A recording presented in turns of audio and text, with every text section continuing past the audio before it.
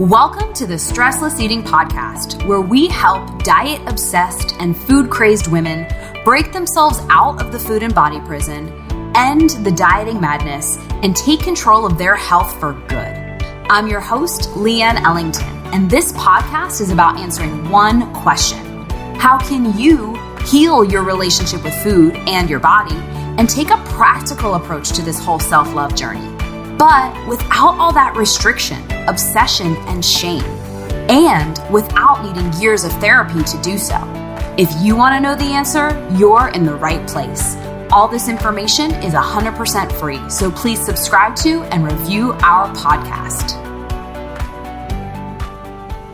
Well, hello and welcome back for our second episode of season 2 of the Stressless Eating Podcast. And I'm so excited to really just, dig into some meat and some content with you all today. So as I shared on episode 1 of this season, a big overarching theme that you're going to see woven throughout this entire season is that in addition to the powerful messages that we share here on this podcast, I also wanted to have a conversation that's for the ages, as in for all the ages, and that spans the generations. And you see, my struggle started really young, and my teenage years were the worst of it, and I'm going to talk about more about that in just a minute. But I know that without a doubt, my parents would have killed to have been able to help me. And so everything I want to talk about, you're going to hear me touch on it in new ways, like what I would tell a 13-year-old now, or what I wish my teenage self knew back then, and that kind of framework. And I really want to, again, whatever programming has been created in our adult minds and whatever we learn from diet culture, yes, of course, I want to help you stop that now and heal that now. And I also believe that those same messages that we as adults need to hear can absolutely be the prevention, not just the cure for generations to come. And so I really want this to span the ages and stand true for all generations. And so the cool thing about everything that we're going to share and these principles, I know that they hold up and they're timeless. And I wish somebody had shared them with me when I was starting to get into the fad diet world in my teenage years, because that's really where it begins, or it can begin, like that comparison brain, that social brain that we talk about all the time here on the podcast. And of course, I'm specifically talking about the female social brain, right? And how the wiring in our brains actually work and how that doesn't work, because that's just as important. Because, here's the thing, my whole life revolved around my weight and food and my body. And it wasn't just an adult thing. This went back way further, and long before I lost all that weight and moved over my body, and long before I was doing what I do now, including this podcast, I was a young girl turned teenager turned adult woman on a mission, right? And, I just wanted to feel beautiful and feel proud of my life and my accomplishments and simply be happy. And I thought that losing weight would just magically heal all of that and make me happy. And I remember growing up thinking that that skinny or beautiful would magically make me happy. So I went and did what any woman would do with a lot of weight to lose. I went and, I went on every diet and plan and program I could imagine. And I hired coaches and trainers and joined masterminds and coaching programs. And I attended retreats and events and camps. And I even went back to therapy, and it all worked to an extent. But, fast forward to the part where I, thought I had it all, like the part in the story where I should have been happy and content. And as you've learned from me sharing bits and pieces of my journey, now that that's not how the story went down at all. And in reality, even after I lost a third of my body weight and I built a successful business and I checked off all of those proverbial tick boxes that I thought I needed to be happy, I was not happy. And that's because while I was so busy and intentional about, air quotes, fixing everything outside of me, I never went and changed what was going on inside. I never went and transformed my self-image. And I didn't even know that that was a thing, to be honest. And so I kept running into the same kind of wall that I'm assuming you keep running into, where it's that old quote, everywhere I went, there I was, right? Everywhere you are, there, everywhere you go, there you are, right? Butchering it, but you know what I mean? No matter how skinny or fit I became in my body, or how successful or powerful or recognized I became in my life and my career, I never felt like I was good enough. So, fill in the blanks, smart enough, pretty enough, successful enough, lovable enough, just enough, period. And that's because I truly believe that what you see is who you be. And let me say that again. What you see is who you be, which is to say, of course, that, how you're showing up in your life, whether that's physically, emotionally, spiritually, financially, relationally, all of it, it's a direct reflection of what you see as being true about yourself relative to each of those areas. So, if you see yourself as beautiful and lovable and irreplaceable, then you be someone who shows up in the world as beautiful and lovable and replaceable. What you see is who you be. If, on the other hand, though, you see yourself as imperfect or flawed or ugly or fat or unworthy or anything, fill in the blanks, then you're going to be the person who meets the circumstances of your life as that person. Again, what you see is who you be. And that's why doing all of that, out there stuff, like the diets and the gyms and the goal-based or motivational stuff, it never works for most women because they'll only ever be the person that they see, what they're seeing in their self-image. What you see is who you be. It's who you show up as. And true transformation begins with the self-image.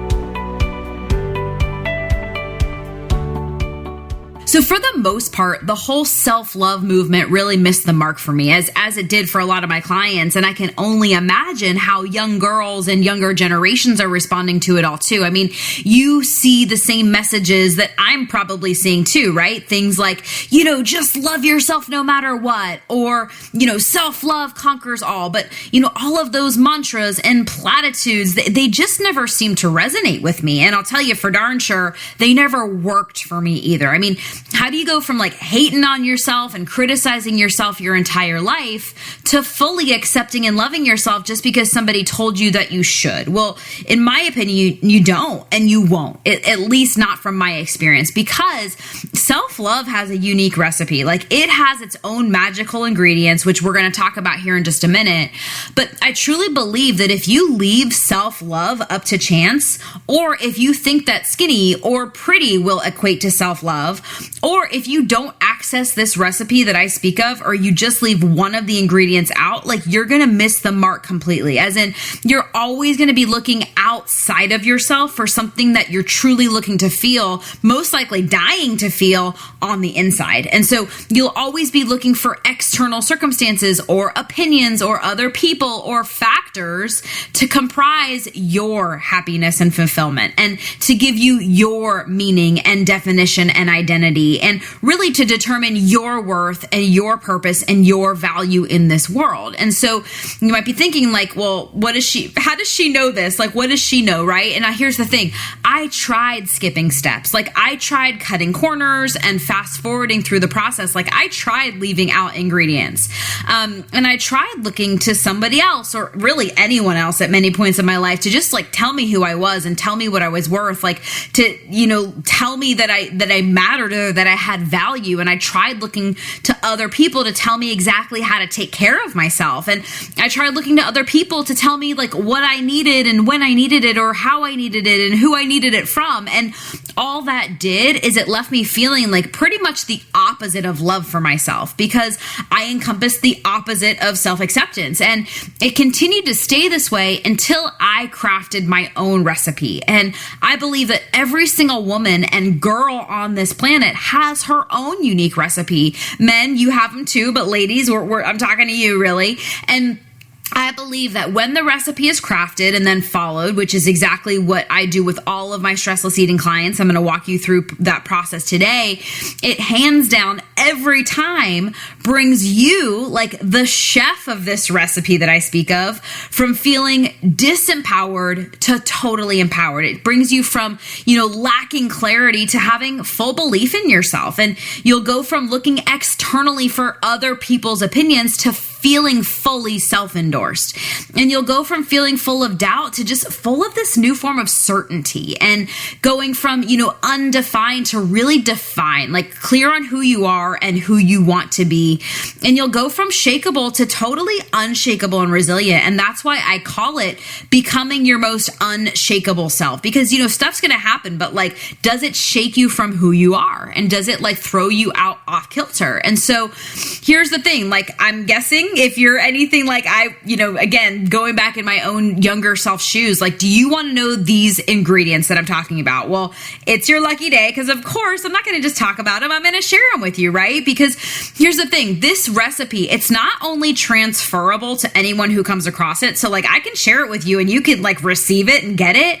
But again, I'm going to share it with you on the episode right now. And, just to give you some scope and really kind of be transparent, these ingredients, like if I had access to them when I was 10 or 15 or 17 or in college or after college, and of course in adulthood, like if I had access to these thought processes and these 5 ingredients back then, like, whoa, things would have been so different. Because again, these ingredients are for all women of any age, any generation, and that's why I'm so excited to share them with you today. So let's go ahead and dive on in.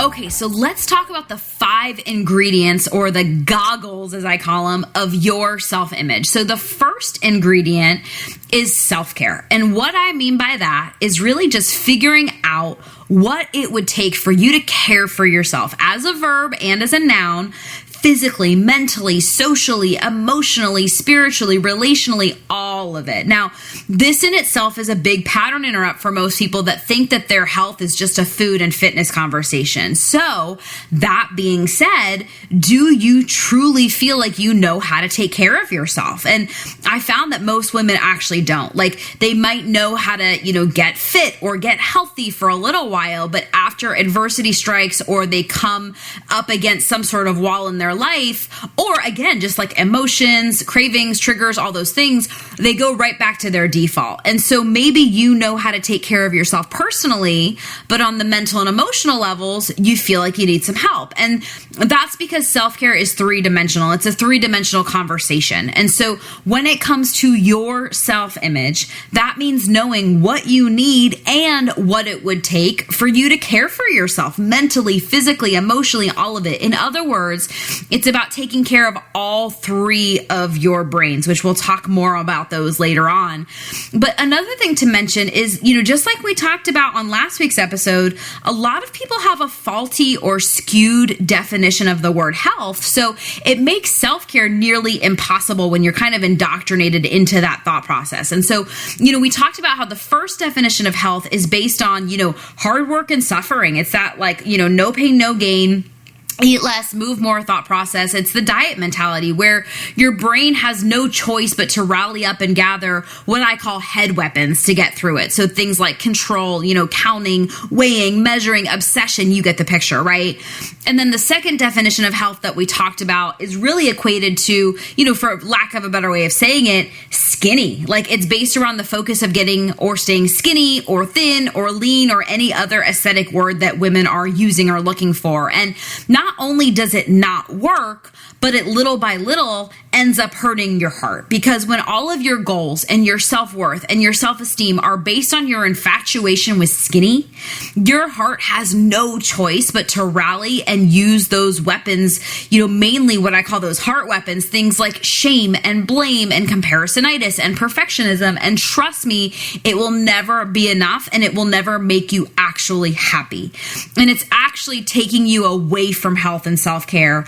And And a lot of women are not taking care of themselves in order to pursue being skinny or lean or fit, or again, whatever vanity-based words are consuming us from the diet culture. And not only does it not work, but it's the opposite of health and self-care, right? So we're clear on that.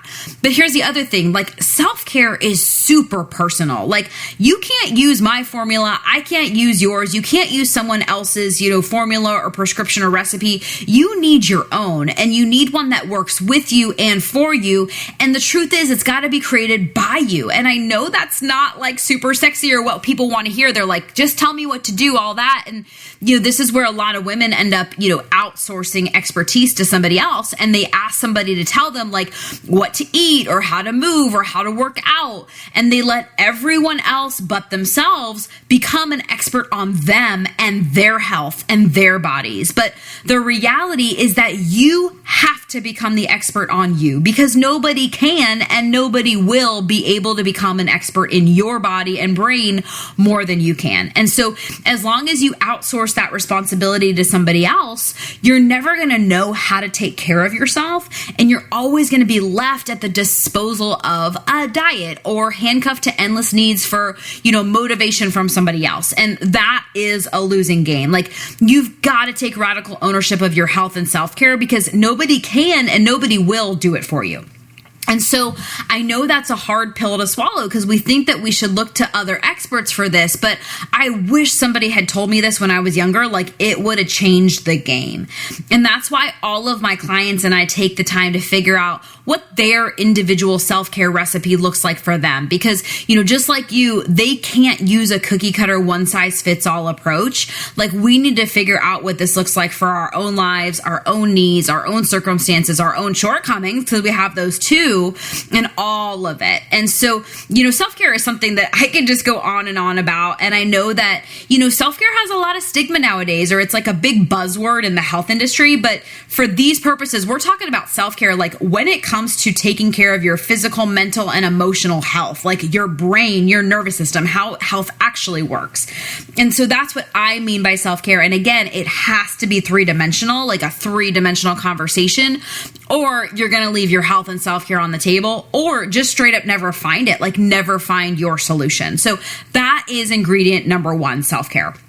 So ingredient number 2 in this self-image recipe is self-acceptance. So really just figuring out what it would look like and feel like for you to fully accept yourself, but without exception.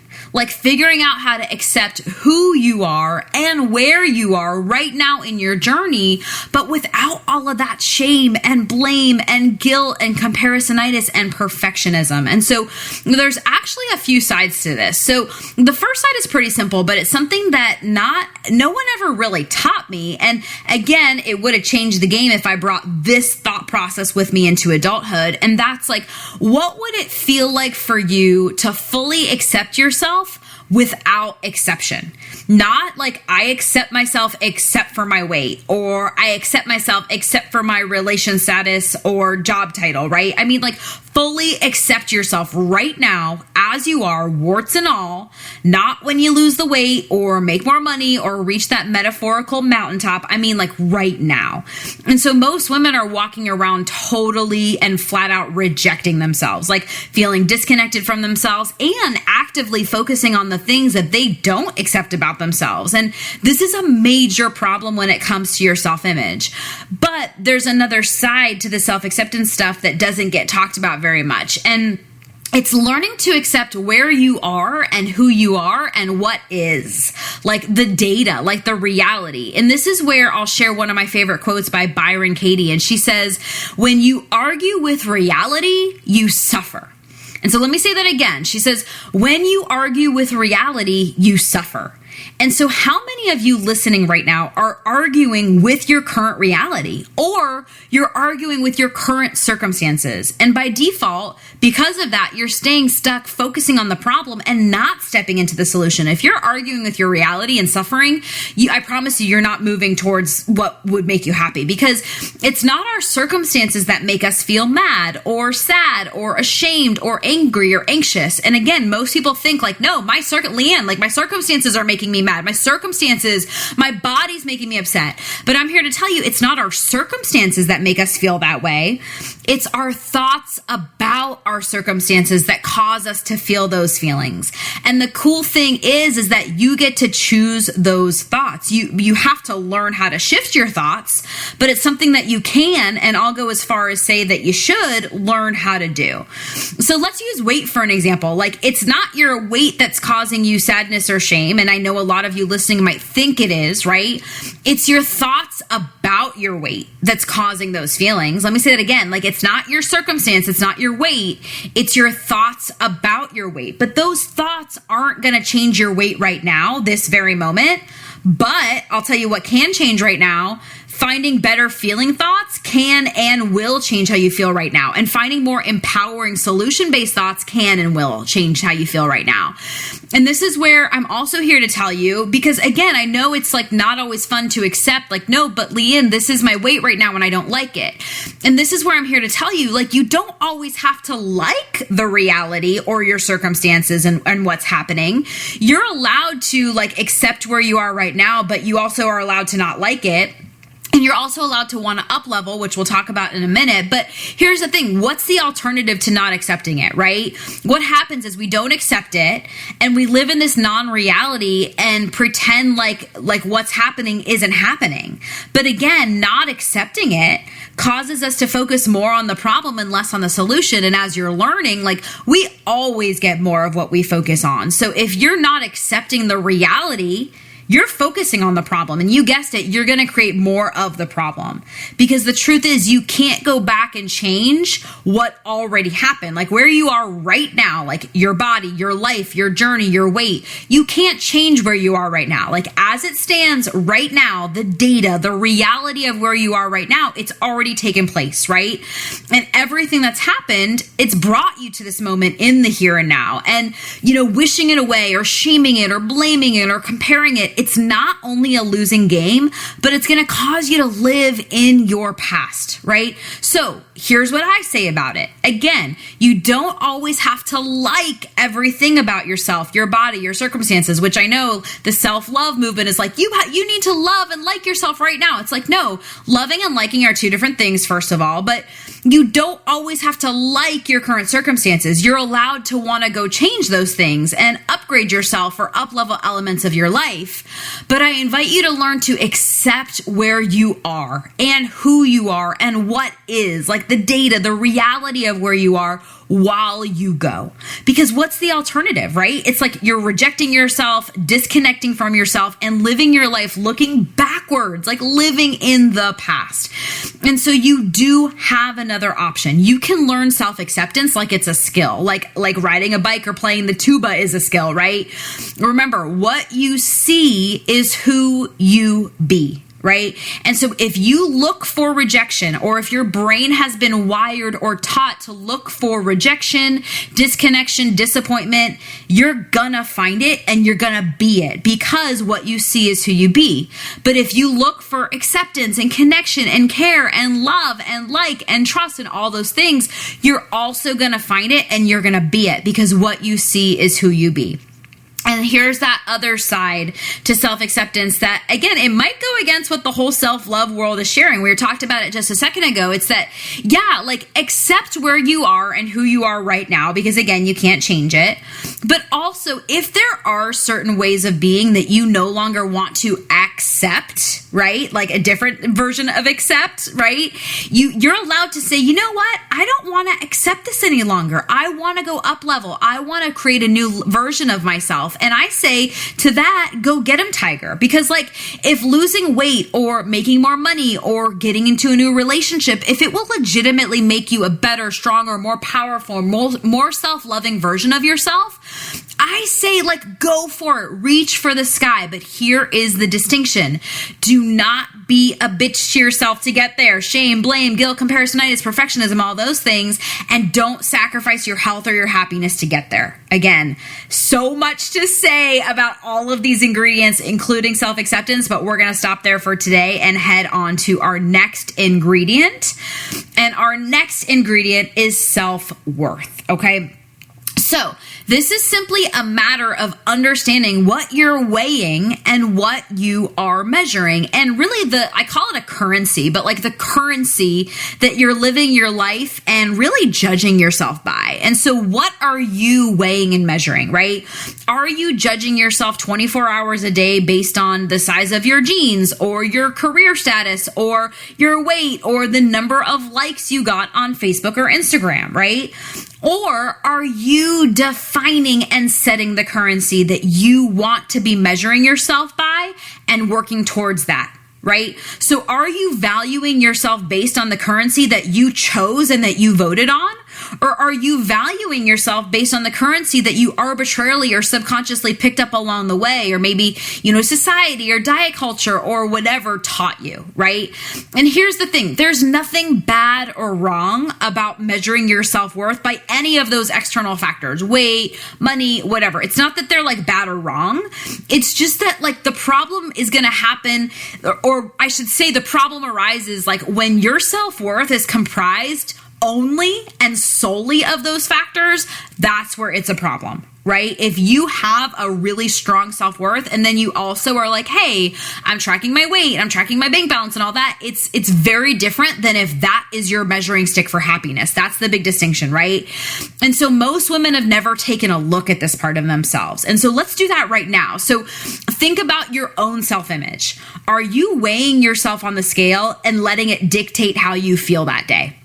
Right? Is your scale like your happiness decider, right? Are you a hostage to your jean size, or I don't know how many push-ups you can do, or how many calories or carbs you ate that day, right? What about social media, or how many likes you got, right? What about accomplishments and successes or money or whatever, right? What about like, hey, if you don't get complimented or validated by somebody, do you feel like crap or deflated, or do you have a really hard time like finding your own confidence, right? Again, like relationship status, where you think you should be in your life, all of those factors, right? And again, these are just some examples of how women validate themselves based solely on those external factors. And again, there's nothing wrong with using these valuation systems, if you want to call it that, to some extent, because again, we're human. Like, it's not practical to be like, I just don't care about these things, right? But if we are only relying on this external stuff to validate our internal worth, well, we are totally, like, if I were going to put it bluntly, we're screwed. Like, if your self-worth only comes from those things, like, it's going to be a really hard road for you. And I mean that with love, right?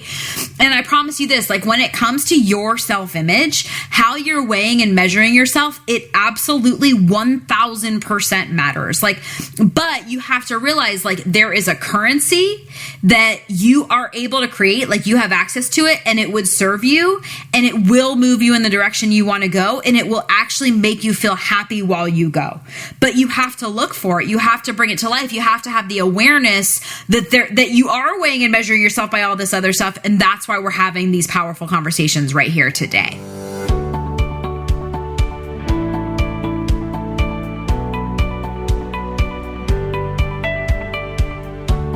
Okay, so we talked about our first ingredient, which was self-care and how it's 3-dimensional. We talked about our second ingredient, which is self-acceptance, and how it's also 3-dimensional, lots of different facets to that self-acceptance piece of the puzzle, right? And we talked about our third ingredient, which is self-worth, and how it's about knowing, what you're weighing and what you're measuring, and having a currency that's not just relying on those externals or quantifiables, right? So let's round it out with the last two ingredients. The first of which is ingredient number 4, it's self-esteem. A lot of people have their own version of self-esteem, but I call it the know, like, and trust factor, right? So knowing, liking, and trusting yourself. And so bottom line, do you know, like, and trust yourself? And I find that most women are walking around, they love themselves, but they don't really like themselves. They have some awarenesses, but they really don't know what makes them tick. And then the biggest one is most women are walking around feeling very untrusting of themselves because somewhere along the lines, they just stopped believing themselves when they made promises promises to themselves. Like, there's only so many times you can hear yourself say like, oh, this time it's going to be different, or I'm going to start fresh and this time I'll see it through, or like, okay, I'm going to do X, Y, and Z 100% this week. And, we make these open-ended promises to ourselves, but then don't take action and time and intention to go upgrade ourselves or upgrade our self-esteem along the way, and they fall flat, right? And so the way I see it, most women have completely lost all trust in themselves. That's the biggest thing I hear from women that I work with is like, Leanne, I just don't trust myself anymore. I don't believe that this is going to be any different, right? And so part of it is, you're right. If you're using a strategy that has failed you 1,000 times before, that is the definition of insanity. That's actually your brain getting smarter. But also, if you haven't up-leveled your self-esteem and trust factor, it's not going to be different, right? Because again, most women have lost trust in themselves, and because they've never done the work on their self-esteem in turn, what happens is they're making promises that they don't want to make, right? Like, man, I should do this. They're making promises that they don't want to keep. Like, man, this sucks. I don't want it, right? Like, I hate doing it. Or they make promises that they can't keep. Like, it's too hard, too unsustainable, right? And so the whole I'll start again on Monday mantra, it loses its meaning every time you start something only not to finish it. And you trust yourself less and less the next time you go make a promise to yourself that, this time's going to be different, because your brain secretly knows that it's not going to be different, because nothing on the inside has changed since the last time you made this cycle, or this promise, I should say, and then the cycle continues. And so now, instead of having a relationship of trust and confidence and reliance on yourself, now you've entered into a relationship where all of those things are negotiable. And when that's the case, like when your self-esteem and trust in yourself have become negotiable, your self-image knows it. Your brain knows it. And so when it comes to up-leveling and rewiring your self-image, it becomes a matter of understanding, first and foremost, the know, like, and trust factor of yourself and what it would take to actually go upgrade it. Like earning back your own trust and making certain elements of your life non-negotiable. Now, this isn't just for dieting. Like, what other areas of your life do you not trust yourself, right? But here's the thing, you have to go earn it back. You've got to earn your trust back. Because remember, ladies, this is so important and it bears repeating. Every time you commit to something that you know you aren't going to follow through on, or that you can't follow through on, and it ends up going into that category of failure or something that you tried that didn't work out, it is not benign. You end up trusting yourself less and less every single time, and it actually harms your self-esteem, right? And so you've got to end that cycle and earn your own trust back if you want things to be different in the future. And here's the other thing, you essentially have to go earn your own respect back, because when you lose trust in yourself, you better believe that you're losing respect for yourself too, okay? And again, this is the sort of thing that most women skip or don't even think about, because it's not as sexy as like lose 20 pounds in 20 minutes, right? And so instead they rush to set goals or go back into a diet or move into action. But it's pretty much the number one thing I have to work on with my clients. And I have a feeling it's a big thing for you too, because again, you're human. And again, there's so much more I could say about this ingredient and all of these ingredients, but we'll stop there. And we're going to round it out with our fifth and final ingredient, which is what I call self-endorsement. Okay. And self-endorsement is just figuring out who you are and how you feel about yourself, regardless of what anyone else thinks. Okay, so that's the distinction. Like, without other people's opinions, are you able to endorse yourself? Most women like feel great when somebody's like, yeah, she's awesome, she's amazing, or like, you look pretty, you look awesome. But to be able to like really create that for ourselves, that's a different thing, right? And so here's the truth. It is not practical or even possible for any woman to not care what other people think about her, right? So that's not the goal. The goal is not to not care, because our brains are wired to care, especially the female brain. We are wired to actively notice other people's opinions and judgments, actually more than the male brain, okay? And again, this is because of that female social brain, which we talk about all the time, and I explain about that brain in the Stressless Eating webinar. So yeah, it's not possible to not care about other people's opinions of you, But here's what is possible.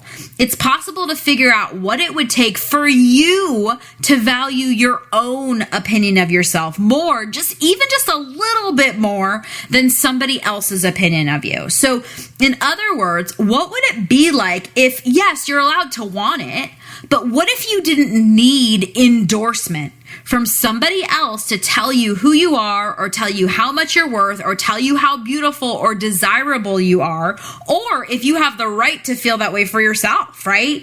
And again, you're human. It's nice to get that confirmation and endorsement from others. You're human. Like, I'm not telling you to not want that. I want it too, right? But what would it be like if you didn't need it from others and you were actually able to provide it for yourself? What would your self-endorsed self look like, talk like, walk like, think like, feel like being your own cheerleader? Can you imagine that? Like, imagine how your self-image would be impacted if you were walking around seeing your life through those eyes, okay?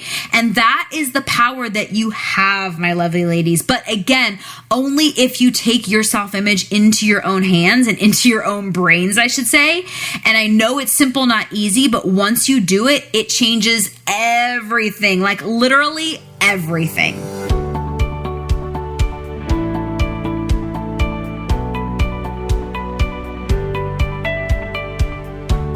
So that's it. Those are the 5 ingredients that make up your self-image. And these are the 5 ingredients that I wish I knew when I was younger. I wish every teenager knew about today. Every woman, all ages, all generations.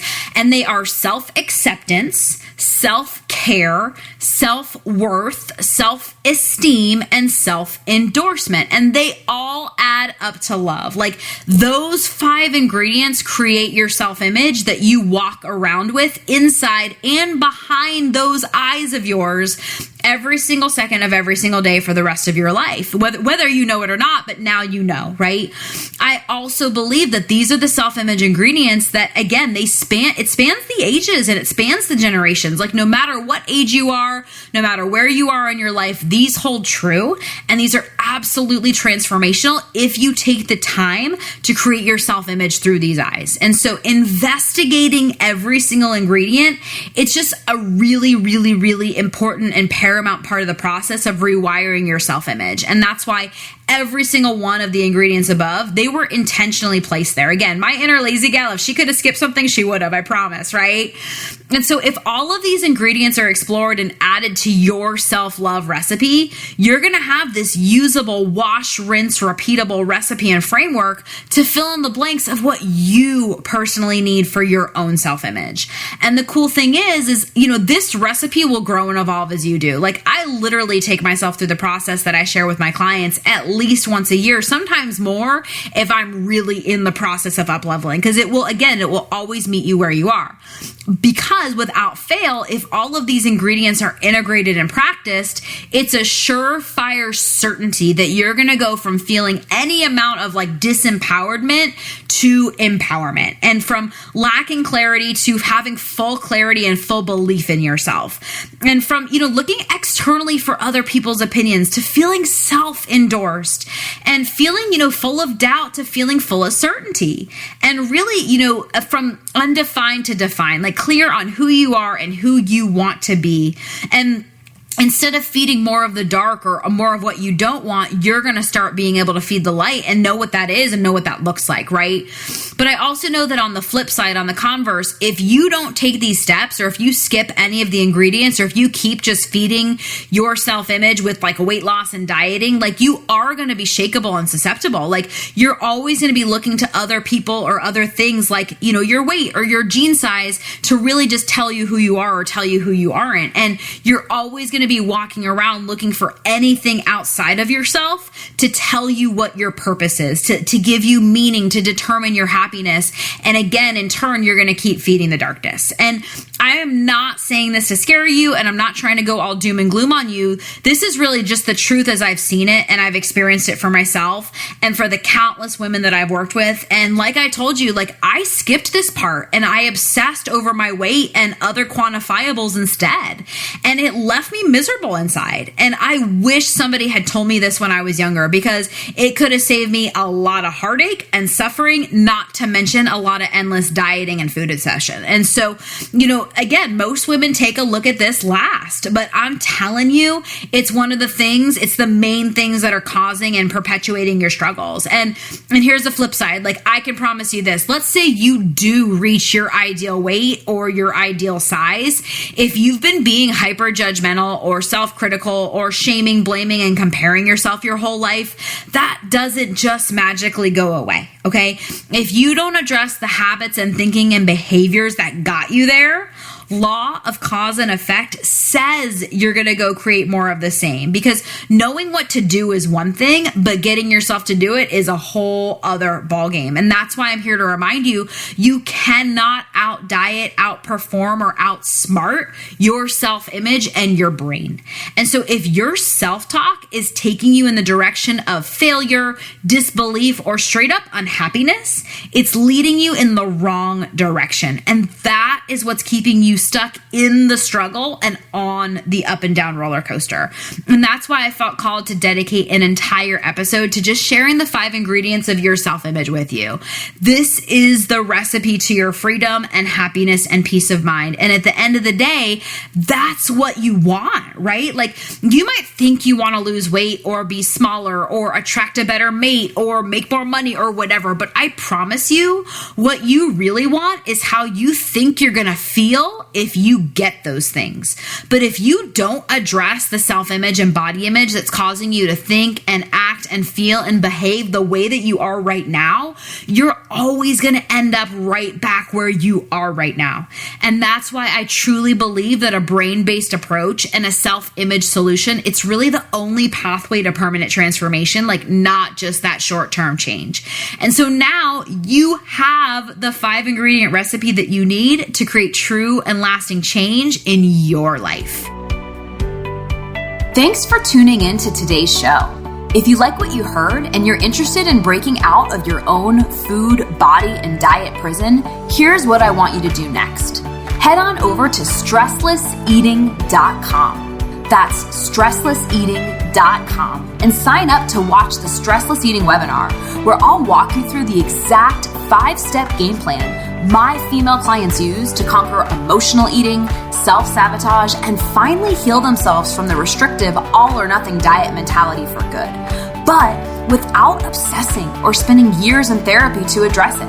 I've laid it all out for you there in 5 easy steps. Remember, healing your relationship with food and your body does not happen by itself. You need expert guidance to make it happen, and we've helped clients all over the world take back their power from the food and find true and lasting freedom while enjoying life and warm chocolate chip cookies along the way. To see if we can help you do the same, head on over to stresslesseating.com. I'm Leanne Ellington, and I'll see you next time.